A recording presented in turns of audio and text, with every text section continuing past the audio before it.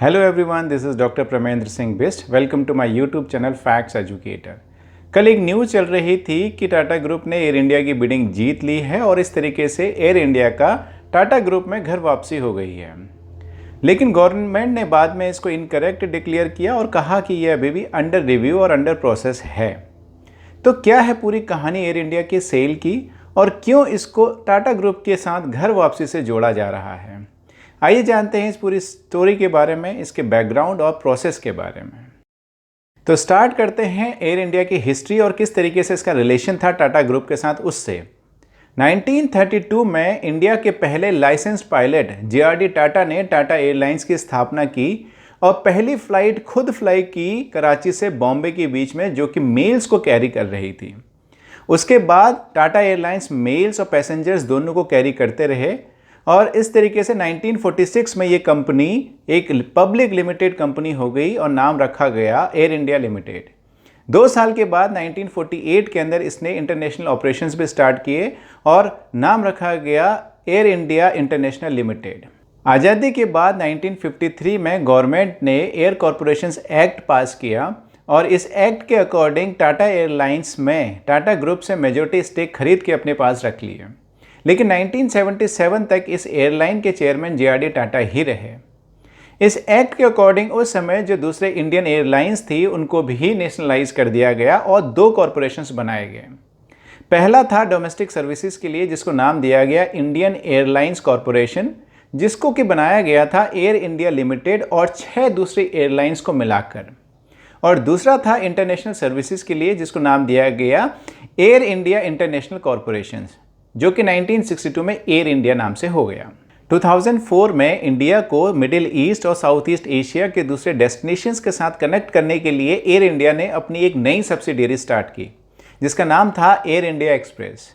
और इंडिया के अंदर जो दूसरे डेस्टिनेशंस थे उनको कनेक्ट करने के लिए भी इसकी एक सब्सिडियरी थी, जिसका नाम था अलायंस एयर। 2014 में finally air India star alliance का मेंबर बनने में भी सफल हुआ। स्टार अलायंस बेसिकली बहुत सारे एयरलाइंस का एक ग्रुप है, एक एसोसिएशन है, जिसमें सारे मेंबर्स एक दूसरे को ग्रो और डेवलप होने के लिए मदद करते हैं और दूसरी चीज़ों के लिए भी एक दूसरे को सपोर्ट करते हैं, जिसका एक एग्जांपल है कोड शेयर एग्रीमेंट।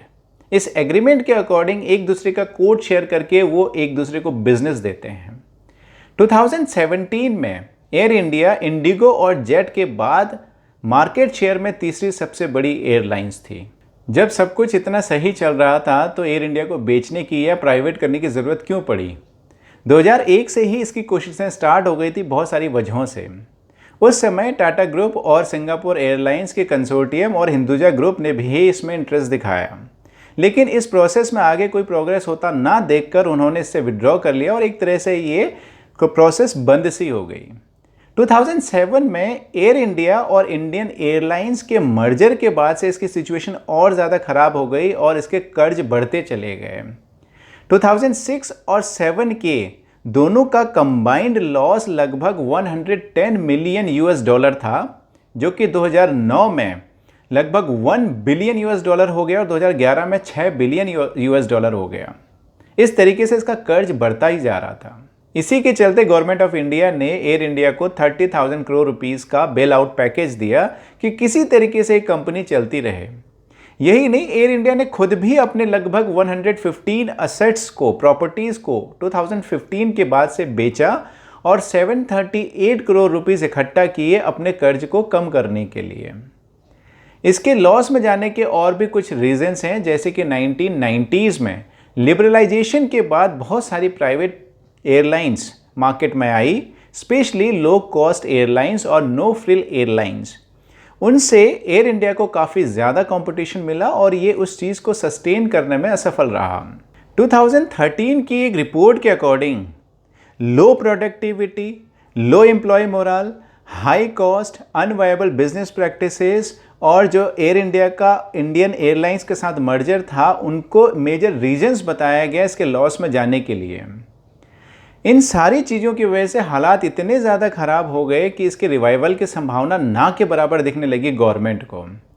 और इसी के चलते 2012 में कॉरपोरेट अफेयर्स मिनिस्ट्री और 2013 में civil aviation minister Ajit Singh ने खुद ही ये स्वीकार किया कि प्राइवेटाइजेशन ही इसके सर्वाइवल का एक ऑप्शन है। तब से इसकी प्राइवेटाइजेशन की बात तो चलती रही, लेकिन आगे नहीं बढ़ पाई। कंटिन्यूअस पॉलिटिकल अपोजिशन और प्रोस्पेक्टिव बायर्स के इंटरेस्ट ना लेने की वजह से भी इसकी प्राइवेटाइजेशन की बात आगे नहीं बढ़ पाई।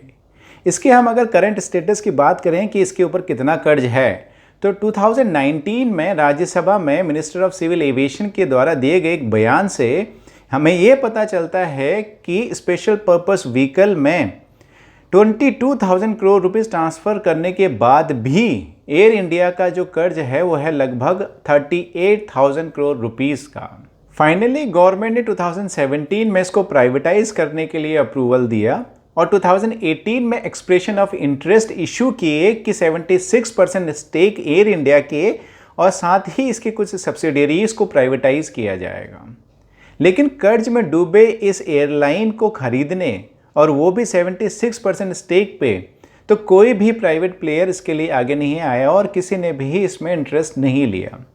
गवर्नमेंट को इस एक्सप्रेशन ऑफ इंटरेस्ट को रिव्यू करना पड़ा और गवर्नमेंट ने इसके कुछ कर्ज और लाइबिलिटीज़ को कम करके दोबारा 2020 में 100% स्टेक को सेल करने के लिए दोबारा से एक्सप्रेशन ऑफ इंटरेस्ट को इशू किया।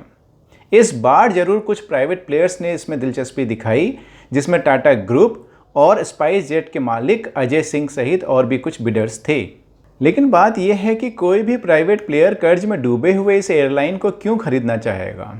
तो गवर्नमेंट उस हाईएस्ट बिडर को बहुत सारे बेनिफिट्स भी देगी और साथ ही एयर इंडिया को खरीदने से उसको क्या क्या चीज़ें मिलेंगी, जैसे कि 1500 ट्रेंड पायलट्स होंगे, 2000 एक्सपीरियंस इंजीनियर्स होंगे एयर इंडिया के, 173 एयरक्राफ्ट्स और साथ ही दुनिया भर में ऑलरेडी अलॉटेड स्लॉट्स जो हैं एयर इंडिया के वो भी उसको मिलेंगे।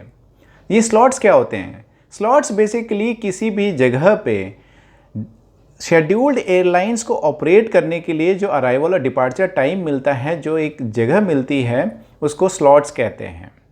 तो वो भी उस बिडर को एयर इंडिया को खरीदने से मिलेंगे। तो ऐसे में ये देखना बड़ा दिलचस्प होगा कि इसके फाइनल बिडिंग कौन जीतता है। क्या टाटा एयरलाइंस में एयर इंडिया की दोबारा घर वापसी होती है या कोई नई कंपनी इसकी बिडिंग जीतती है।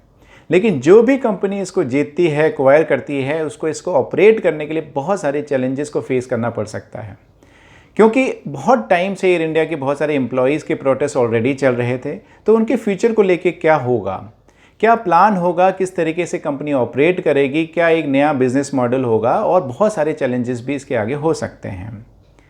अगर आपको ये वीडियो अच्छा लगा हो तो ऐसे ही अपकमिंग इन्फॉर्मेटिव वीडियोस के लिए आप सब्सक्राइब कर सकते हैं मेरे चैनल फैक्ट्स एजुकेटर को। Thank you so much.